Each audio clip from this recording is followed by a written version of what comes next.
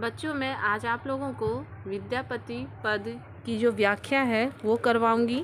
उसके बाद इसका जो प्रश्न उत्तर है उसको भी करवाऊंगी, तो इसलिए आप लोग अंत तक बने रहिए मेरे साथ। शुरू करने के पहले विद्यापति जी के विषय में थोड़ा सा जान लीजिए, क्योंकि इससे रिलेटेड बहुत सारे MCQ टाइप्स क्वेश्चन आते हैं। इनका जन्म 14वीं शती उत्तरार्ध अनुमानवतः 1360 ईस्वी में हुआ था। निधन 15वीं शती पूर्वार्ध अनुमानवतः 1448 ईस्वी में। जन्म स्थान विस्फी नामक ग्राम जो बिहार के मिथिला क्षेत्र में मधुबनी जिले के अंतर्गत हैं। माता पिता हंसनी देवी और गणपति ठाकुर थे।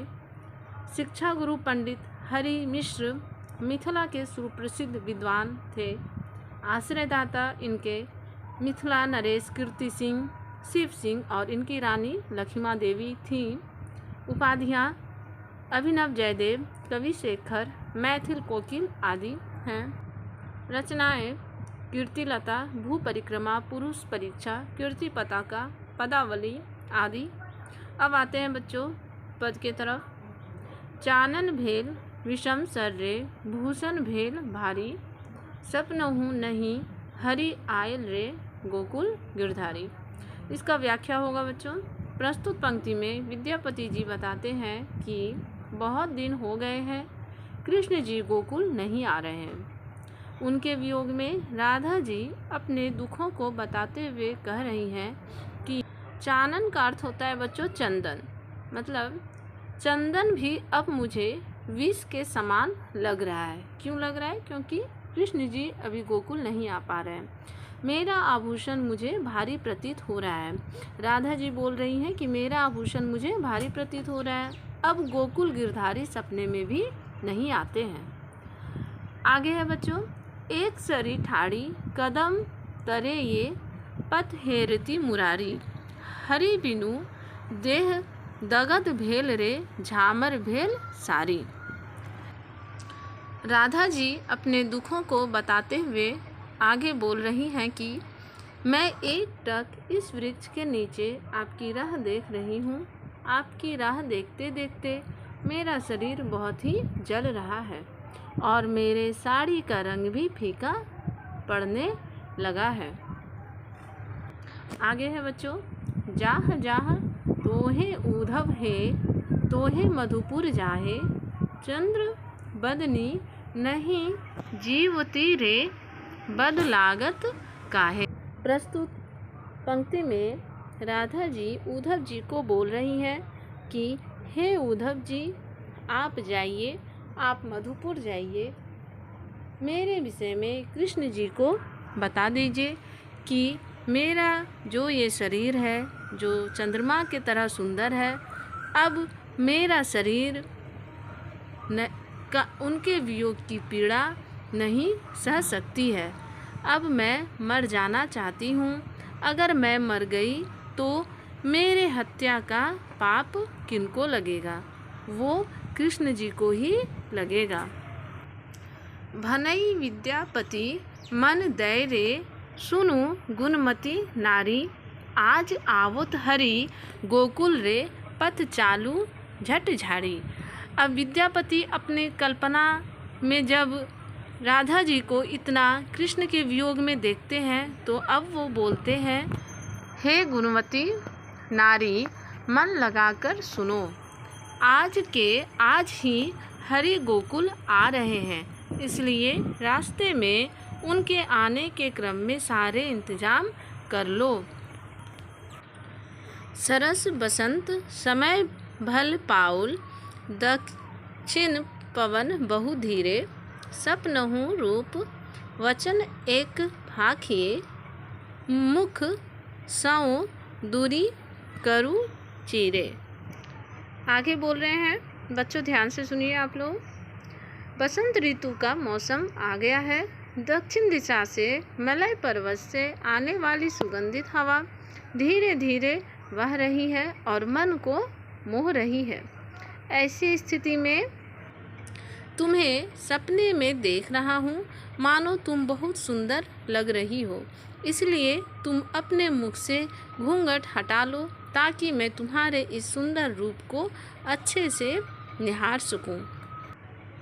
तोहर बदन सन चान हो अथी नहीं, जाइयो जतन बिहि देला।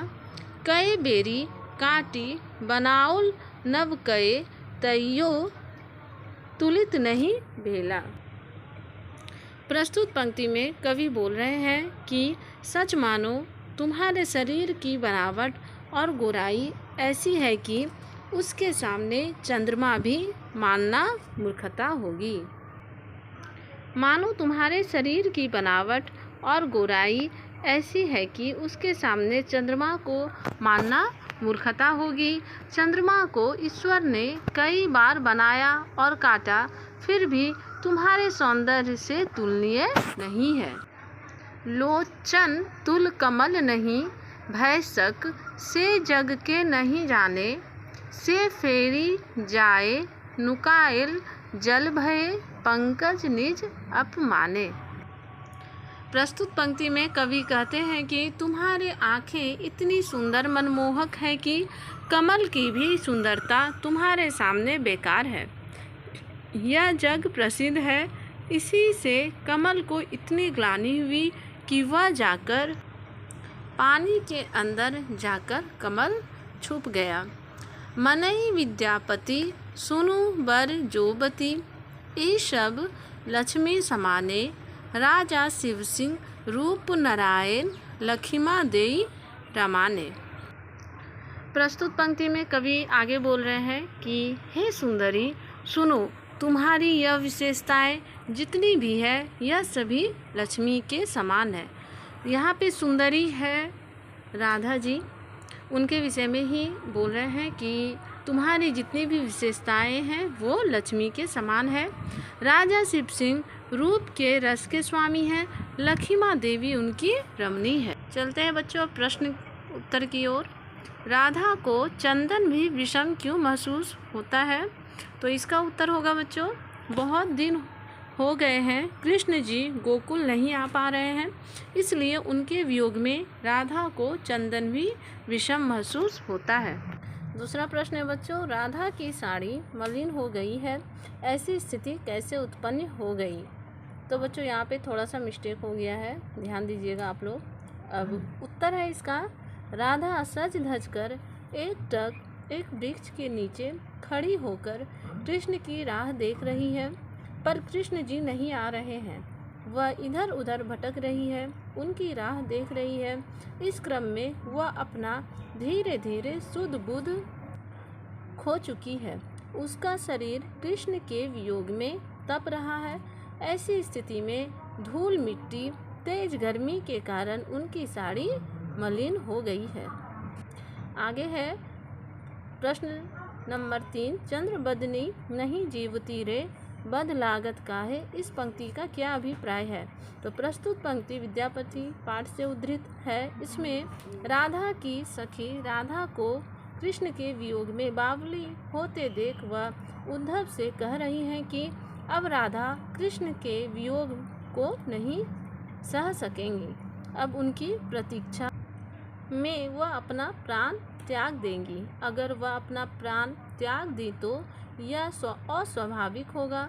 इस स्थिति में कृष्ण जी नहीं आए गोकुल तो इसका पाप उनको ही लगेगा। चौथा प्रश्न है बच्चों, विद्यापति विरही नायिका से क्या कहते हैं, उनके कथन का क्या महत्व है?